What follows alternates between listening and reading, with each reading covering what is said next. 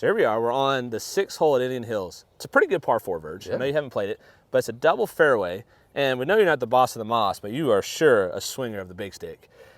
But in this case, there's a preferred preference to be on the left side of that fairway to really access the hole locations, especially on a back right pin here. Sure. What are some things that you do to find a fairway? Well, first thing I'll do, I learned this from Tom Watson as well at the Masters, is that he chokes up on the driver a little bit to make the shaft stiffer, effectively stiffer. Like that. Right, so that brings the ball flight down. Number 2, I'm going to tee it slightly lower.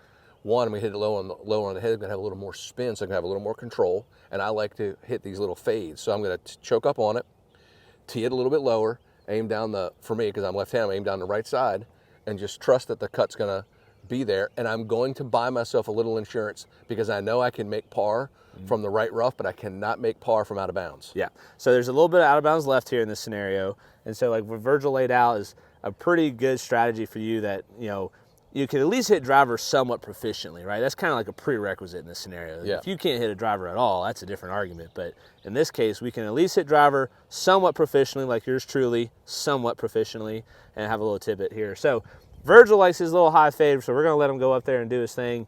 I'm going to stand back. I have a very similar but slightly different nugget, so we'll see what happens. Right, so here we go. Well, you see here, I have this teed up. I mean, it's probably the top of the ball is at the crown of the driver. And I'm going to choke up on the golf club about an inch. And I'm going to aim down the right side of the fairway here. I'm not really going to try to change my ball position or change my setup, but I know that if I hit it on the bottom of the club, I'll pick up some extra backspin. All I need to do is hit the fairway. So I'm down the right side of the fairway, and I'm probably thinking 85% effort, and I'm just going to hold my finish.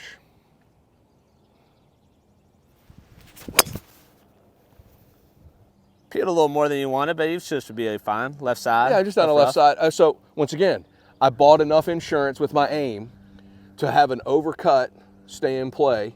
And in all actuality, that's strategy. Is you play smart, knowing that you're not going to hit every shot perfect. I didn't hit that perfect, but I hit the shot shape I was looking for, and I'm in play, and I got a chance to make a par. Absolutely. Very much similar to your tip, Virg. I kind of like the Tony Finau low a little bit, though, because he got that nice, like, half-inch off the deck. I like the choke down option. I hadn't thought about doing that. A big fan of the choke down, so I'm going to mimic you there. And then for me personally, I kind of like moving it back just a titch for my own safeguard. But it's mostly because, like you kind of said, like get that spin, lower launch. I kind of like the model of the less time it's in the air, the less time I have a chance to lose it. 100%. So I usually move it back a touch, levels off my shoulders a bit, and try to keep it a little bit, you know, somewhere under 90 feet.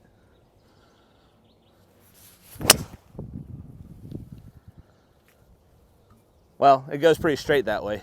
Yeah, I mean, at the end of the day, one of the challenges, this is what I'll be telling you about it, if this is, I'm coaching it, right? Yeah. You get that ball back, you'll tend to get in front. Right. So you got in front of that one. That's what prevented the ball from turning over. So maybe just do the same thing, but leave it in the front position? Either that or work really hard to try to stay behind it. I'd rather just keep it in the same normal spot. There you have it. One less variable.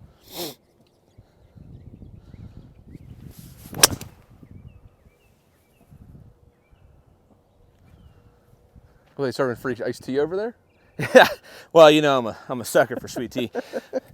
But the idea behind it is if you're trying to put one in the middle, right, you got to do things maybe probably a little different than you would if you were trying to send one. Oh, right? Yeah, for sure. The prime time, downwind, tee it 6 feet off the ground, catch it on 87 degrees up and put it to the moon.